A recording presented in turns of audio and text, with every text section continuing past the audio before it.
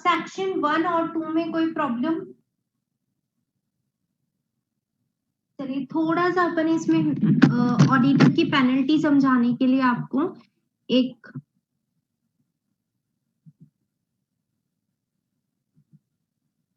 Note मत करना, हाँ।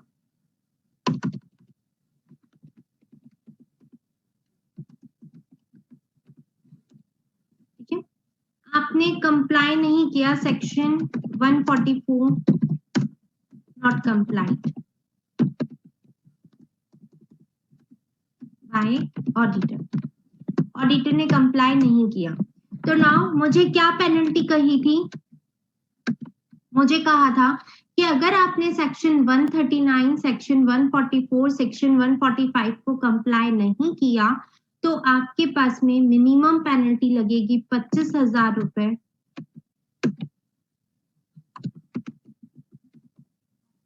मिनिमम पेनल्टी लगेगी 25,000 रुपए और मैक्सिमम में आपको 2 लिमिट्स चेक करनी है। मैं इसके नोट्स बना के दूंगी, डोंट वरी। मैक्सिमम के अंदर आपके 2 लिमिट्स चेक करनी है। क्या? 5 लाख और 4 times of remuneration, whichever is less। ठीक है, नाउ डिपेंड करता है कि हमारा रेम्युनरेशन कितना है। मिनिमम तो फिक्स है, 25,000 तो पे करना ही पड़ेगा, बट मैक्सिमम हम ये नहीं बोल सकते कि 5 लाख रुपए देने पड़ेंगे, हम ऐसा नहीं बोल सकते। जैसे मान लो ऑडिटर का रेम्युनरेशन 1 लाख रुपए है, ऑडिटर का रेम्युनरेशन 1 लाख रुपए है, तो इसके लिए मिनिमम कितनी पेनल्टी होगी? 25,000 रुपए। मैक्सिमम बताओ कितनी पेनल्टी जाएगी इसकी? 4 लाख रुपए, क्योंकि 5 लाख और 4 लाख विचएवर इज लेस में 4 लाख रुपए मैक्सिमम ये आपका भरेगा, है ना। अब बिफोर दिस अमेंडमेंट ये अभी जो 4 टाइम्स लिखा है ना, ये 4 times of remuneration whichever is less, ये लाइन अभी 2020 में ही जोड़ी है। इससे पहले क्या हुआ करता था? 25,000 और 5 लाख ये चला करती थी। तो अब क्या प्रॉब्लम होती थी कि आप हमें रेम्युनरेशन दे रहे हो 1 लाख रुपए, मान लो 10,000 रुपए का ही रेम्युनरेशन दे रहे हो आप, तो हमें 1 लाख रुपए नहीं 10,000 का ही रेम्युनरेशन, और अगर हमसे थोड़ी सी चूक हो गई तो आप हमसे कितने रुपए ले लोगे? 5 लाख रुपए। तो हमें कितनी महंगी पड़ जाएगी आपकी ऑडिट, है ना। कोई कॉन्ट्रावेंशन हो गया तो ऑडिटर को कितना महंगा पड़ जाएगा। तो उसके लिए इन्होंने यहाँ पे कहा है कॉन्ट्रावेंशन कर रहे हो, गलत बात कर रहे हो तो आपसे हायर अमाउंट तो लिया जाएगा, बट इतना भी अनरीजनेबल अमाउंट नहीं ले लिया जाएगा कि आपका 10,000 रेम्युनरेशन मिल रहा था और आपसे 5 लाख रुपए हम ले लें। ठीक है, तो इसलिए यहाँ पे अमेंडमेंट किया कि 4 टाइम्स ऑफ रेम्युनरेशन ही हम आपसे मैक्सिमम लेंगे। अगर हम आपको रेम्युनरेशन दे रहे थे 10,000 रुपए, कोई कॉन्ट्रावेंशन हुआ तो आपसे maximum penalty 4 times of remuneration होगी, दैट इज 40,000 रुपए होगी। क्लियर। नाउ अगर ऑडिटर ने फ्रॉड किया, ऑडिटर ने फ्रॉड किया, सेकंड केस आ गया यहाँ पे। ठीक है, तो मिनिमम पेनल्टी कितनी कही थी यहाँ पे? यस, कितनी कही थी?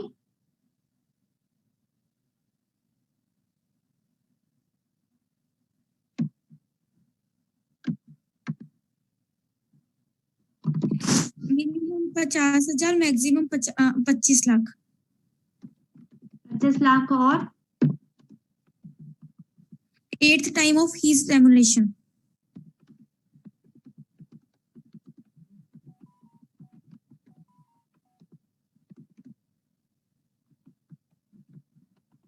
whichever is less, है ना।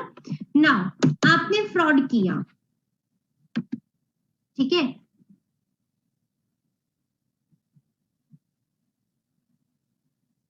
आपने फ्रॉड किया, तो हम मिनिमम आपसे 50,000 रुपए तो लेंगे ही लेंगे, और मैक्सिमम कितना?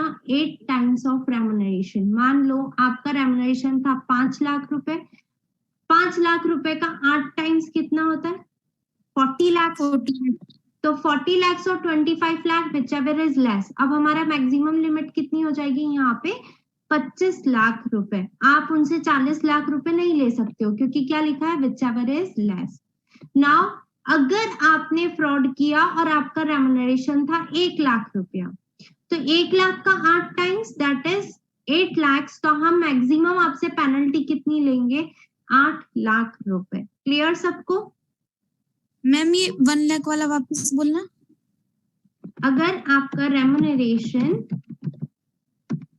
1 लाख रुपए, इस केस में मिनिमम तो फिक्स ही है अपना, मिनिमम तो हमेशा ही फिक्स है 50,000 रुपए लेंगे। मैक्सिमम कितना होगा आपका 25 लाख रुपए और 8 times of remuneration that is 8 lakh whichever is less। तो कितना लेंगे हम मैक्सिमम उससे 8 लाख रुपए। ठीक है,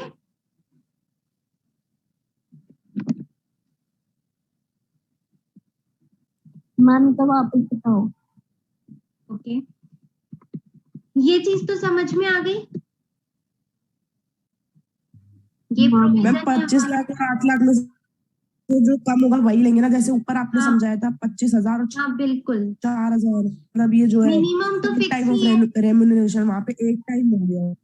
हाँ मैक्सिमम के लिए लिमिट आई है वो जो आपने बताया ना कि ज्यादा नहीं ले ले, रिजनेबल अमाउंट लेना चाहिए इसमें। यस मैम हाँ, ये फर्स्ट वाला जो है ना उसमें मैक्सिमम में प्रिस्क्राइब्ड लिमिट कितनी है? इसके बोल लिए रहे कि 5। मैक्सिमम थी 5 लाख और 4 times of remuneration, okay ma'am. है ना। इसके अंदर आपका चेंज हुआ है लिमिट 25 लाख और 8 टाइम्स ऑफ रेम्युनरेशन। तो अब हमने क्या किया, रेम्युनरेशन कितना बोला था 1 लाख रुपए, तो 25 लाख रुपए और 8 times of remuneration that is 8 lakh. दोनों में से जो मिनिमम हो वही आपको क्या लेना है, मैक्सिमम पेनल्टी लेना है। दोनों में से जो भी कम हो, क्योंकि रीजनेबल लेना है हमें, इतना ज्यादा नहीं लेना है। इसलिए यहाँ पे लिखा है वर्ड whichever is less। तो क्या कम आ रहा है, दोनों में से 8 लाख रुपए कम आ रहा है। तो हम मैक्सिमम पेनल्टी जो ऑडिटर से कितनी ले सकते हैं, मैक्सिमम पेनल्टी 8 लाख रुपए हम उससे ले सकते हैं। Okay yes ma'am. चलो नाउ आगे का सबसेक्शन पढ़ते हैं। Where an auditor has been convicted under subsection 2, he shall be liable to। हम केवल पेनल्टी और उसे जेल भेज करके ही शांति नहीं लेते हैं, उससे और भी चीजें करवाते हैं। देखिए क्या, refund the remuneration received by him to the company, है ना। हमने जो आपको रेम्युनरेशन दिया था, पेनल्टी तो दे दिया आपने, पेनल्टी तो किसको देनी पड़ेगी, एमसीए को भरनी पड़ती है, कंपनी को नहीं भरनी पड़ेगी, है ना। क्योंकि ये रूल्स किसने बनाए, सेंट्रल गवर्नमेंट ने बनाए हैं। तो आपको जो भी आपकी पेनलाइज अथॉरिटी है वहां पे पेनल्टी का चालान देना पड़ेगा। ठीक है, अब पेनल्टी का चालान चला गया, और क्या चीजें ऑडिटर को पड़ेगा, ऑडिटर को और क्या पे करना पड़ेगा। तो अगर वो ये सबसेक्शन 2 यानी कि कोई भी कॉन्ट्रावेंशन करता है तो उसे कंपनी ने जितना रेम्युनरेशन दिया है वो कंपनी को वापस से रिफंड करेगा। कंपनी ने मुझे 1 लाख रुपए का रेम्युनरेशन दिया था तो मुझे कंपनी को वापस से 1 लाख रुपए चुकाने पड़ेंगे।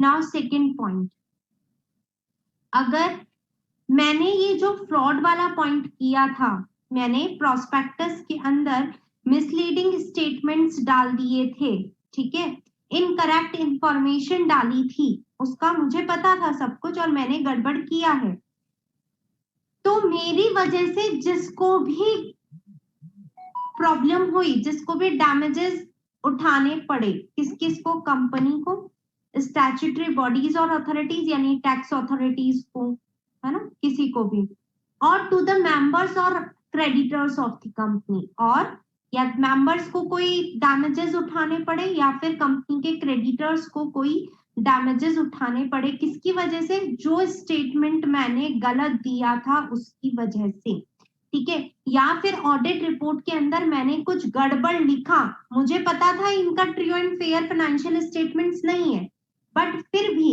कंपनी वाले कह रहे थे कि भाई दे देना तेरे को इतने रुपए दे देंगे, और मैं मान गई और मैंने मिसलीडिंग स्टेटमेंट्स दे दिए, और उसकी वजह से मेंबर्स और क्रेडिटर्स को या फिर स्टैट्यूटरी बॉडीज को या फिर कंपनी को कोई हार्म हुआ है। ठीक है, तो नाउ जो भी हार्म उन लोगों को हुआ है, कंपनी को इसकी वजह से 10 लाख रुपए का नुकसान हो गया, मेंबर्स को इसकी वजह से 50 लाख का नुकसान हो गया, तो अब ऑडिटर को बैठ करके वो नुकसान भरना पड़ेगा। ठीक है, समझे कितनी बड़ी बात है ये। हमें 4 जनों का नुकसान खुद को अपनी जेब से भरना पड़ेगा। कंपनी स्टैट्यूटरी बॉडीज, मान लो प्रॉफिट आ रहा था 10 लाख रुपए का, मैंने उसे मैनिपुलेट करके 5 लाख बता दिया, तो अब टैक्स तो कम पे किया ना, टैक्स कम पे किया, उस मैनिपुलेशन में मैं साथ में थी। तो अब जो स्टैट्यूटरी बॉडीज को जो भी लॉस हुआ है उसकी वजह से, क्योंकि मैं साथ थी तो उसे मुझे भी भरना पड़ेगा।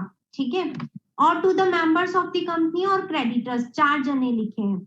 बिफोर दिस अमेंडमेंट, ये जो रेड लाइन से लिखा है ये अमेंडमेंट है। पहले यहाँ पे लिखा हुआ था और any other person, any other में तो पूरी दुनिया आ जाती थी। ठीक है, तो इसलिए इतना ज्यादा हम लॉस नहीं दे करके उनको यहाँ पे अमेंडमेंट कर दिया, 2 नाम स्पेसिफिक दे दिए, और मेंबर्स एंड क्रेडिटर्स। ठीक है, तो अब 4 जनों को जो भी प्रॉब्लम होती है, जो भी लॉसेस अराइज हुए किसकी वजह से, ऑडिटर की वजह से, उनका डैमेज ऑडिटर को भरना पड़ेगा। क्लियर सबको दोनों पॉइंट सबसेक्शन 3 के।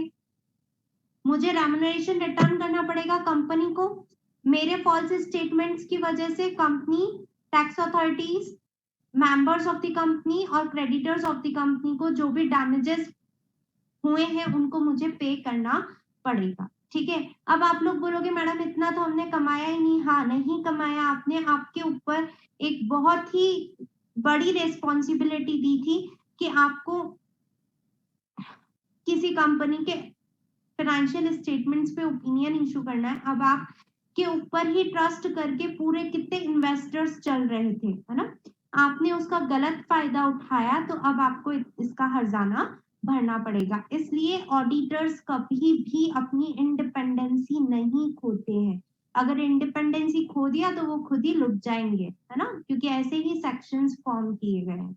नाउ यहाँ नेक्स्ट देखिए, अब बोलोगे कि मैडम कौन आएगा हमसे ये पैसा लेने। ठीक है, कंपनी को कंपनी का रेम्युनरेशन दे दिया, तो क्या मेंबर्स रोज घर से मेरे घर तक आएंगे क्या? मैं बैठा हूँ मुंबई में, कहीं मेंबर्स तो होंगे, देहरादून में कहीं लोग होंगे, कहाँ पे कहीं लोग, तो वो क्या ट्रेन का किराया लगा लगा के मेरे घर तक आएंगे? नहीं, ऐसा नहीं होता है। सेंट्रल गवर्नमेंट को आपके फ्रॉड के बारे में पता चला था, सेंट्रल गवर्नमेंट ने ये सारी पेनल्टी ली ही थी। ठीक है, तो अब सेंट्रल गवर्नमेंट एक बंदा अपॉइंट करता है, एक ऑफिसर अपॉइंट करता है। लिक्विडेशन चैप्टर पढ़ा है आप लोगों ने कंपनीज में, यस मैम। है ना, तो वहां पे आप लोगों ने पढ़ा होगा ना, लिक्विडेटर अपॉइंट होता है एंड के अंदर, जो कंपनी की असेट्स को सेल करता है, जो पैसा आता है उसके मैम नहीं पढ़ा। आता है। नहीं पढ़ा? अच्छा, तो चलिए मैं बताती हूँ मैम होता बीकॉम क्या है। होता क्या है देखिए, कि कोई सेंट्रल गवर्नमेंट ने एक ऑफिसर अपॉइंट कर दिया, क्या कि ये ऑडिटर है, इसने ये फ्रॉड किया था, इसकी वजह से क्रेडिटर को इतना नुकसान हुआ, इसको इतना नुकसान हुआ, इसको इतना नुकसान हुआ, तुम्हें इससे इतना पैसा क्या लेना है, निकलवाना है। ठीक है, और निकलवा के ये पैसा इन सारे लोगों को डिस्ट्रीब्यूट करना है। इस काम के लिए एक बंदे को अपॉइंट कर दिया जाता है, उसको हम अभी बोल रहे हैं ऑफिसर। सेंट्रल गवर्नमेंट ने वो ऑफिसर अपॉइंट कर दिया। अब वो ऑफिसर क्या करेगा, ऑडिटर के, क्योंकि अब वो पर्सनली लाइबल हो जाता है यहाँ पे इतने सारे लोगों को चुकाना है, तो इसका मतलब ये नहीं है कि केवल रेम्युनरेशन में से ही पैसा निकाल के चुका देगा, रेम्युनरेशन तो ऑलरेडी रिफंड हो चुका है, तो वो पर्सनली लाइबल हो जाता है। वो कम उसकी सारी असेट्स वगैरह जो भी सेल करना होता है सेल करेगा ऑडिटर की, और जितना भी पैसा आता है वो इन सब में डिस्ट्रीब्यूट करेगा अपने हिसाब से। ठीक है, तो the central government shall by notification specify any statutory body or authority or an officer, किसी को भी अपॉइंट कर सकती है स्टैट्यूटरी बॉडी, किसी अथॉरिटी या ऑफिसर को। हम क्या याद रख रहे हैं, एक बंदा अपॉइंट कर दिया, ऑफिसर अपॉइंट कर दिया, for ensuring prompt payment of damages of the company or the persons specified in this subsection, है ना।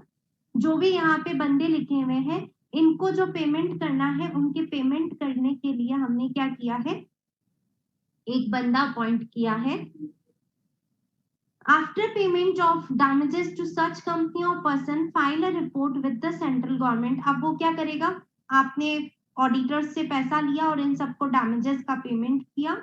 डैमेजेस का पेमेंट करने के बाद में ये जो भी काम आपने किया है उसका एक रिपोर्ट बना करके वो सेंट्रल गवर्नमेंट को क्या करेगा, डिपॉजिट करवाएगा कि देखो ऑडिटर से मैंने इतना पैसा लिया था और किस बंदे को कितना कितना पेमेंट किया, इसका पूरा रिपोर्ट बना करके वो किसको सबमिट करेगा, सेंट्रल गवर्नमेंट को सबमिट करेगा। तो यही बात लिखी है इन्होंने कि after payment of damages to such company और persons file a report with the central government in respect of making such damages in such manner as may be specified in said notification।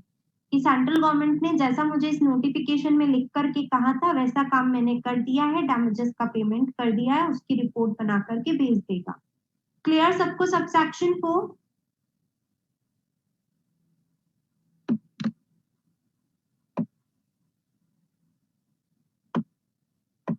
Now last subsection of this chapter, subsection 5।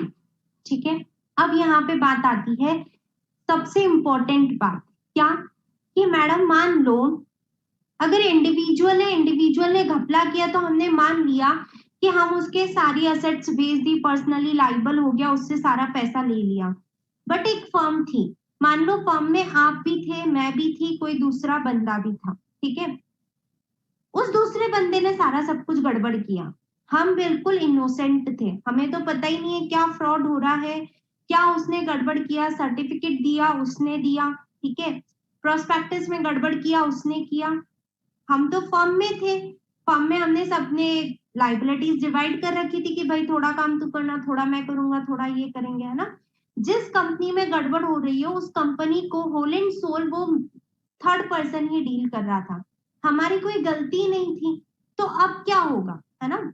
तो यहाँ पे कहते हैं कि जो civil liability होती है, जो सिविल लाइबिलिटी होती है, सिविल मतलब जो पैसा चुकाना है, पेनल्टी वाला, जो पेनल्टी वाला पैसा चुकाना है, ठीक है, जैसे ये बोल रहे हैं ना 4 टाइम्स ऑफ द रेम्युनरेशन आपको चुकाना पड़ेगा, ठीक है। जो सिविल लाइबिलिटी होती है, जो पैसा चुकाने वाली लाइबिलिटी है, उसके लिए आप जॉइंटली एंड सेवरली लाइबल हो। बट जो क्रिमिनल लाइबिलिटी, क्रिमिनल मतलब जेल जाने वाली लाइबिलिटी, जो जेल जाने वाली लाइबिलिटी है वो केवल और केवल जिसने गड़बड़ करी है उसी को मिलेगी। क्यों? क्योंकि हमें तो कुछ पता ही नहीं था, हम कहाँ से जेल जाए, हम क्यों जेल जाए, है ना। हमें जेल भेज दिया तो अगले 10 सालों के लिए तुम हमें काम ही नहीं करने दोगे कि भाई फ्रॉड के केस में तुम जेल गए थे, अगले 10 सालों के लिए तुम्हें ऑडिट करने से रेस्ट्रिकेट कर देते हो, तो उसकी वजह से हमारा फ्यूचर क्यों जाए, है ना। तो इसके लिए ये पॉइंट डाला है इन्होंने कि आप सिविल लाइबिलिटी दोनों की होगी, क्योंकि पैसा कमाना है, फर्म का मतलब क्या होता है, एक सबके लिए और सब एक के लिए, all for one and one for all, हमने पार्टनरशिप एक्ट में पढ़ा ही है। कोई एक बंदा गलत काम करके आएगा तो उसका हर्जाना पूरी फर्म को भुगतना पड़ेगा, ठीक है। तो इसलिए जिस जिसको डैमेजेस चुकाने हैं वो आप सबको मिलकर के चुकाने पड़ेंगे। बट जो क्रिमिनल लाइबिलिटी है, जो फ्रॉड्यूलेंट एक्ट, कोर्ट जो भी आपके खिलाफ कार्यवाही करेगा, आपको जितने भी साल की सजा होगी या फिर जो राइट्स आपसे 10 साल के ऑडिट करने के राइट्स छीने जाएंगे, वो सिर्फ उसी पर्सन के लिए छीने जाएंगे जिसने ये गड़बड़ करी है, ठीक है। एकदम लॉजिकल लग रहा है ना, ऐसा ही होना चाहिए। पहले क्या था, पहले इन्होंने केवल ये लिखा था सिविल और criminal liability whole and sole होगी, मतलब whole and sole jointly and severally होगी, ऑडिट फर्म को दोनों ही भुगतना पड़ेगा, सारे पार्टनर्स जेल जाते थे, सब कुछ होता था। बट फिर ऑब्जेक्शन आने लगा कि हम क्यों जेल जाए जब हमें इस बारे में कुछ पता ही नहीं था, है ना। जब हमें कुछ नहीं पता था तो हम क्यों जेल जाए, पता था, आप भी साथ में भागीदार थे तो आपको भी जाना पड़ेगा, ठीक है। तो इसलिए ये अमेंडमेंट किया है। आइए पढ़ते हैं। Where in case of audit of a company being conducted by audit firm, अगर ऑडिट फर्म कर रही है, it is proved that partner or partners of the audit firm has or have acted in fraudulent manner, जैसे मैंने कहा कि ये prove करना पड़ेगा आपको कि हम 5 जने फॉर्म में थे तो केवल वो एक बंदा ही गलत काम कर रहा था, हम सब तो अननोन थे उन सारे काम से, ठीक है। तो प्रूव किया पहले क्या कि ये पार्टनर या partners of the audit firm, या तो वो या 2 जने कोई भी, ठीक है, ही फ्रॉडुलेंट मैनर में काम कर रहे थे और abetted or colluded in any fraud by or in relation to a company audits directors or officers, मतलब उस पर्टिकुलर बंदे ने ही कंपनी के या कंपनी के ऑफिसर्स के अगेंस्ट जाकर के कोई फ्रॉड किया था। The liability, whether civil or criminal, as provided in the act or in any other law for the time being in force, for such act shall be of the partner or partners concerned, of the audit firm and of the firm jointly and severally। पहले लिखे हुए थे कि civil और criminal liability जो भी हो, चाहे इस एक्ट की चाहे किसी और एक्ट की, जो पार्टनर और partners of the audit firm है वो लाइबल होंगे और साथ में फर्म भी लाइबल होगी। अब प्रोवाइडेड दैट करके एक और नया पॉइंट डाल दिया, क्या कि बट अगर क्रिमिनल लाइबिलिटी होती है, अगर क्रिमिनल लाइबिलिटी होती है of an audit firm in respect of liability other than fine, criminal liability मतलब फाइन के अलावा की जो लाइबिलिटी है, द कंसर्न्ड पार्टनर और partner who acted in fraudulent manner shall only be liable। वो वर्ड्स यही लिखे हुए वही फ्रॉड के अंदर आप मिक्स हो, और अबेटेड एज द केस में भी colluded in any fraud shall only be liable। तो हमें क्या याद रखना है, सिविल लाइबिलिटी के लिए फर्म जॉइंटली लाइबल है, क्रिमिनल लाइबिलिटी के लिए जिस पार्टनर ने कांड किया है केवल वही लाइबल होगा। जो लॉजिकली सही लगता है वही चीजें लॉ यहाँ पे अमेंड किया है। क्लियर सबको?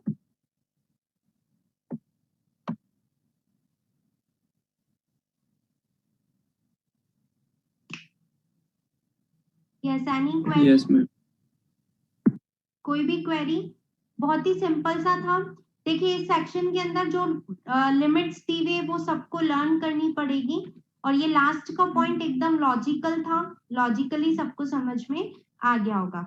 ये हमारा चैप्टर कंप्लीट हो जाता है provisions of the companies act. कल से हम नया चैप्टर स्टार्ट करेंगे जो मैक्स टू मैक्स 5 डेज के अंदर हमारा कंप्लीट हो जाएगा। बहुत ही इजी सा सिंपल सा चैप्टर है और इंटरेस्टिंग भी है, ठीक है। जितना इंटरेक्ट करोगे उतना मजा आएगा। वो लास्ट चैप्टर होगा ऑफ आवर सिलेबस। फिर कुछ पॉइंट्स उस चैप्टर को कंप्लीट होने के बाद में 2 दिन का और क्लास रहेगा हमारा, ठीक है। वो क्लास में क्या लूंगी, कुछ ऐसे पॉइंट्स हैं जो हमने अभी तक डिस्कस नहीं करे, उनको हम बोलते हैं स्पेशल टॉपिक, ठीक है। वो स्पेशल टॉपिक्स डायरेक्टली आपके एग्जाम में 4 मार्क्स के आ जाते हैं। वो स्पेशल टॉपिक्स हमें कवर करने हैं। तो उसके बाद में 2 या 3 दिन का और क्लास हमारा चलेगा। मार्च के अंदर हमारा पूरा कोर्स कंप्लीट हो जाएगा, ठीक है। मार्च से बाहर नहीं जाएगा। अगर हमें नीड पड़ी कि कुछ टॉपिक्स कवर करने के लिए 1 घंटा एक्स्ट्रा लेना पड़ेगा तो हम मार्च के अंदर ही हमारी एक्स्ट्रा क्लास ले लेंगे, कभी भी इवनिंग के अंदर, और उसे कंप्लीट कर देंगे, ठीक है। वैसे एक्स्ट्रा क्लासेस की नीड नहीं होगी। तो ये आपका सिलेबस इस मार्च में कंप्लीट हो जाएगा। फिर उसके बाद में रिवीजन का क्या रहता है वो मैं सर से डिस्कस करके आप लोगों को बता दूंगी, ठीक है। ये चैप्टर रीड कर लेना नोट्स में से, आप लोग नोट्स में से हर एक चीज वहां पे क्लियरली गिवन है आपको, ठीक है। वैसे आप लोग देखें तो मैंने नोट्स को पूरा पढ़ा दिया है, बस नोट्स ओपन नहीं करे, उसको ई बुक में से पढ़ा दिया मैंने आपको, जो बैर एक्ट था। इसके एग्जाम्पल्स के साथ में नोट्स में आपको हर एक चीज मिल जाएगी, जैसे मैंने एक्सप्लेन किया है वैसा आपको नोट्स में मिल जाएगा, ठीक है। तो कोई भी प्रॉब्लम आपको नहीं आएगी। अगर स्टिल आप कोई भी प्रॉब्लम फेस करते हैं तो आप लोग मुझसे डिस्कस कर सकते हैं, ओके। Okay ma'am. चलिए।